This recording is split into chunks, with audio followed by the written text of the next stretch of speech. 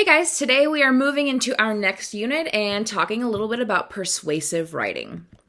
All right, so in your last couple of essays, you have been making arguments, right? Writing about whatever claim it was that you had and backing up your claim with evidence. This is a form of persuasive writing, but for this unit, we're focusing on a few different aspects. With this kind of persuasive writing, you are trying to sway your reader or your audience to agree with what you're arguing and often do something. So your big project for this unit is you are making a commercial and you're also writing a persuasive essay, right? So in your commercial, you're trying to convince your audience that they need to purchase whatever it is you're selling, right?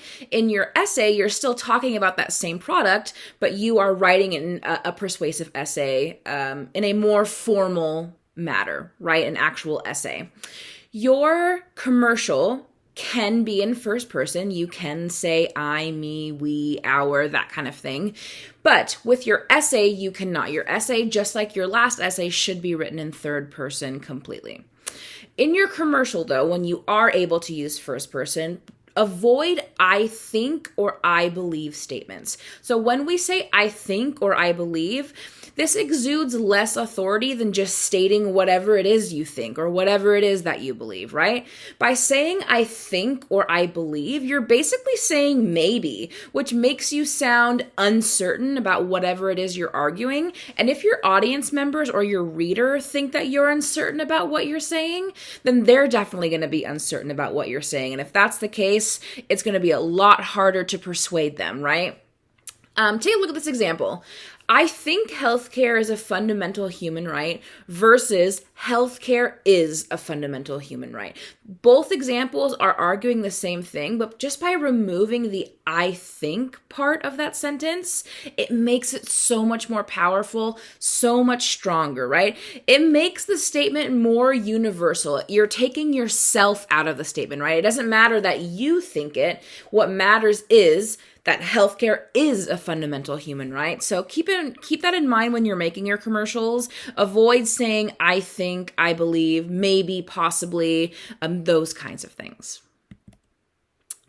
Audience members, this is super important in your commercial, but also in writing. Knowing your audience is extremely important, okay? When you're trying to persuade someone to do something, how you try to persuade them depends on who they are, right? Think about this. If you're trying to convince someone to eat their vegetables, you're going to probably use different tactics on an adult versus a child, right? So an adult, you might say, eat your vegetables, you'll live longer, you'll be healthier, you'll be stronger, all of those things. But a 3-year-old child is not going to care about that. Instead, you might say something like, hey, if you eat your vegetables, you can have dessert tonight, right? You're arguing the same thing. You're trying to persuade both people to do the exact same thing, but how you're trying to persuade them is very different. So knowing your audience will determine what information you include and how you're going to include it, okay? Who your audience is will often determine the tone of your essay. So let's talk a little bit about that. Tone is how a writer uses language to communicate a certain attitude. Tone is different than mood. Those are two terms that are used interchangeably incorrectly. So tone and mood are two different things. Tone is the voice of the author. Mood is like the vibe of the overall piece in general. Okay, so right now we're focusing on tone, how a writer uses language to communicate a certain attitude. Using the wrong tone may turn your audience off to your argument. You should sound objective. You should sound authoritative and reasonable, right? You should sound like an expert in whatever it is you're arguing, right? But you should also sound approachable and passionate and friendly, not too extreme. Balance is key. You want to sound strong. You want to sound assertive, but you also want to make sure that you're approachable. So tone will determine your reader's experience and how they respond to your argument. Here are two examples of pretend emails that were sent out by managers to their employees. Both are asking the same thing, but both emails are extremely different. Pause this video, take the next couple minutes to read both what manager 1 had to say and manager 2 had to say. And I want you to think about the tone of both of these emails. How would you describe these tones? What words would you use? So take the next couple minutes to do that, pause the video, and then we will continue. All right, so manager 1 is not very nice, right? Very aggressive, extremely assertive, condescending, just in general, not nice. Whereas manager 2 is very approachable, very friendly, but also assertive in their own way. Both managers are asking you to do the same thing, example 1 and example 2, but the way that they're asking it, the way they're using language, it's creating two very different tones, okay? And I don't know about you, but if I got both of these emails, I am more likely to actually want to help manager 2 rather than manager 1, right? If someone asks me something nicely, I'll probably want to do whatever it is they're asking. But if someone asks me in a mean way or doesn't even ask me, just like tells me in a rude manner, I'm not going to want to listen to what they have to say. So it's important that when we are trying to persuade somebody, we are aware of how our tone is coming off. All right, so there are 3 main elements to persuasive writing. This is called the rhetorical triangle. Some of you may have heard of this before. Some of you, this may be the first time ever hearing it. But this is the rhetorical triangle, and there are 3 aspects, 3 corners, okay? Pathos or pathos, depending on however you want to say it, logos, and ethos. Let's start with ethos.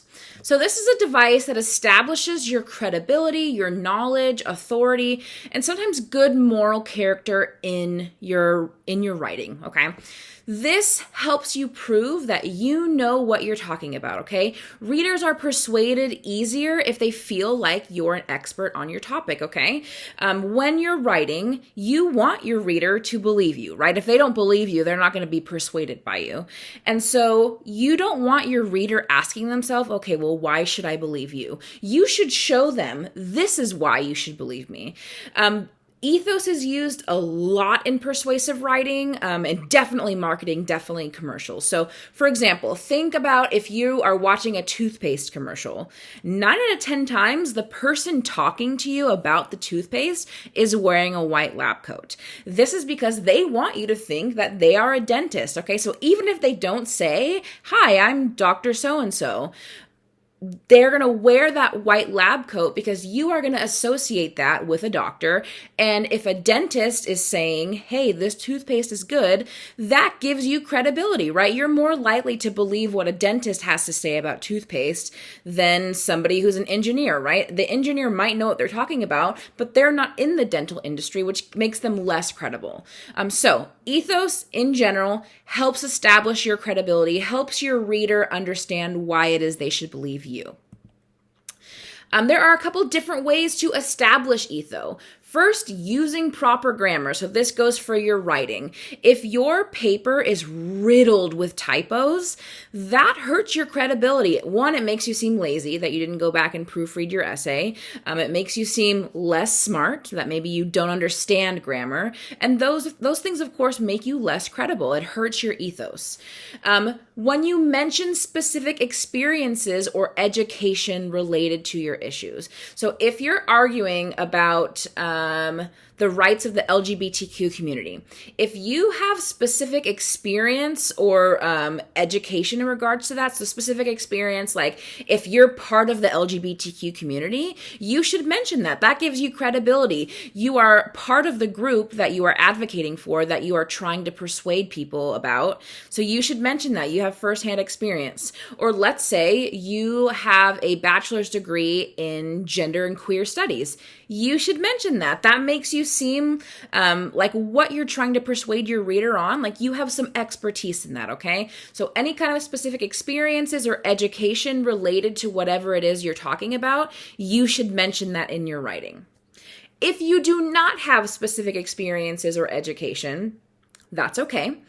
This is when we start to incorporate credible sources from authors who do, okay? So if you are writing a paper about philosophy, whatever it is, right? Your paper has to do with some philosophical idea, and you are not a philosophy major, you don't really have any firsthand experience with philosophy. You should introduce a source from somebody who does. So, for example, Harvard Distinguished Professor of Philosophy Joseph Menson notice how this is a signal phrase, right? I'm about to go into a quote from this professor, but I make it very clear this person's credentials, right? Harvard Distinguished Professor of Philosophy. So I am citing a source who has some credibility in the philosophy field. And when I'm citing a source who is credible, that in turn makes me credible, okay? It makes me look like I've done my research. I understand what credible people in this field are talking about. And so I can incorporate that into my essay. So that's another way to establish ethos, is by using sources and making your signal phrase include statements like Harvard Distinguished Professor. Like, who is this person that you're quoting and why are they credible? Establishing ethos.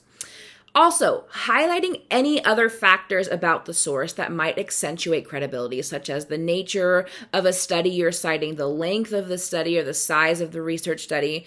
For an example of this, if you are citing a study that you did on some kind of like bioengineering, right? If you cite a study that did research for 5 years versus a study that did research for 37 years, the 37-year one is probably going to be more credible. Even if the information is exactly the same, because the nature, the length of the study itself was much longer, that means they did more research. They have more evidence, which makes them more credible. So if there are any factors like that you can mention in your paper, you should do so. All right, moving on to logos. So logos is an appeal to the reader's logic and rationality. So this is when you're providing actual factual evidence in your essay or in your commercial. So for example, statistics. Statistics are an appeal to readers' logic and rationality. You have to keep in mind, though, what makes sense to you logically might not make sense to others, which is, again, why it's important for you to know your audience. So, like, again, if you are trying to advocate for LGBTQ rights, what makes sense to you logically is not going to make sense to somebody from the Baptist church, let's say, right? So again, you have to keep that in mind. What makes sense to you logically may not make sense to others, so it's very important for you to know who your audience is. You also have to be sure to maintain clear lines of reasoning throughout your argument. What I mean by that is, like, if you make any error in logic, it can negatively impact your entire position, okay? So let's say somebody is reading your paper and they find that a statistic you gave is just not true. It's not factually correct. Me as the reader, I'm going to be thinking to myself, okay, that's not correct. So what else isn't correct? Like, what else have they told me that is just wrong or not true? And now as your reader, I'm questioning you and your credibility is lost. And so if your credibility is lost, I don't believe you. And if I don't believe you, I'm not going to be persuaded by whatever it is you have to say. So it's very important, again, to maintain clear lines of reasoning, making sure we're not including any kind of faulty logic. How you present logical evidence is very important, okay? We want to avoid emotional overtones and maintain an even tone of voice. Emotions and logic should exist hand in hand in both your writing and in your commercial, but they should be intentionally separated. When we are consumed by our emotions, it kind of hurts our credibility to the point where people aren't really going to be persuaded by us. Looking too emotional also makes us seem biased, okay? Obviously, in our commercials, in our writing, we are making an argument and our thesis statements and things like that are arguable opinions, right? So, of course, opinions are biased. However, when we are giving an argument or creating an argument and providing evidence, we want to come off as, objective, as unbiased as we possibly can. And so when we are giving logical information that is just like infused, like overly infused with emotional overtones or passion or whatever it is, it makes you seem obviously biased, okay? And that again ties into credibility, right? Like if you are incredibly biased, you have some stakes involved in whatever it is you're arguing, right? That's kind of what a bias is. And so being biased in a way makes you less trustworthy, or it makes you come off less trustworthy or less credible. So again, when we are presenting logical information, it's very important for us to avoid being super emotional. Emotions are super important, right? Being able to create an emotional appeal, and we'll talk about that in just a second. But it's important to know that, like, when you incorporate emotions in your argument, it should be very intentional and separate from giving evidence that is strictly logical. Let's talk a little bit about that emotional appeal. This is where pathos comes in. So pathos is an appeal made to a reader's emotions in order to evoke feelings. Again, keep in mind that this is still about persuasion, right? So when trying to persuade somebody, you are appealing to their emotions in order to evoke their feelings. So as human beings, we are definitely more emotions-based, feelings-based, okay? I know it's easy to think like, I am definitely run by logic. I am most convinced by logical arguments. I understand why we would want to think that, but honestly, just at like the basic human level, we are emotionally driven, and that's okay. So triggering emotions in your audience can help them connect with you as the narrator, as the writer, as the speaker, and opens them up to your argument, okay? When we utilize senses, memory, nostalgia, shared experiences, we connect with people, right? And the best way to persuade somebody to do something or to believe something or feel something is to get them to relate to you. And this is how, this is where pathos is really, really, really useful. Beware of including too much pathos. You do not want your reader to feel like you're trying to manipulate them with their emotions. It's very possible to turn your reader or your audience off by trying to evoke too much emotions. I'm not sure if you've ever seen this commercial, but there used to be a commercial that was on TV constantly. It was the ASPCA commercial, where the entire commercial is just like sad, sick dogs. There's sad music in the background. It's In the Arms of an Angel being sung by Sarah McLachlan. And like they're trying to persuade you to donate to the ASPCA. But how they're doing that is just by making you sad. Their argument isn't, hey, here's why you should donate your money to us because we have credible people running the business, or here's some logical information about why you should donate. Your money will go to vaccinations or buying them food, whatever it is, right? There's no logos and there's no ethos. It's like 100% pathos. And it's just sad. And honestly, not super convincing when it's just those negative emotions. Like, that doesn't really want to make you want to do something. It's not very persuasive. Sarah McLachlan, the girl who is singing in that commercial, she has gone on record to say that when that commercial would come on her TV screen, she would turn it off. Like, she's the spokesperson of this commercial, basically, right? The face of the commercial, the voice of the commercial, at least. And she turns the commercial off, which that should really say something. So again, beware of including too much pathos. You don't want to like saturate your argument with emotions. Emotions definitely should not replace logical arguments, but rather complement them. Like I said, emotional appeal is a great tactic when trying to make a persuasive argument. It just like your argument can't only be emotional based, okay? Emotions shouldn't replace logical arguments, but instead complement them. So coming back to the image of the rhetorical triangle, we got ethos, pathos, logos. So a triangle, if you remove one side of the triangle or one corner of the triangle, the entire shape collapses, right? Like you need all three to stay standing. The same goes for persuasive writing. In order for you to make a good, solid, persuasive argument, you have to have all three of these elements, okay? This goes for both your commercial and in your essay, okay? It's okay to like prioritize or emphasize one corner over the other. But as long as you have all three, that's okay. I would say it is more common for at least this kind of persuasive writing with like the commercial. It's more common for people to emphasize pathos, like because like I said, we are definitely emotionally driven, so it's easier to persuade people by using emotions. But you still need all three. So what I'm looking for in both your commercial and your essay is several examples of all three of these different elements. Okay, so keep that in mind when you are writing your script, creating your commercial, and writing your essay.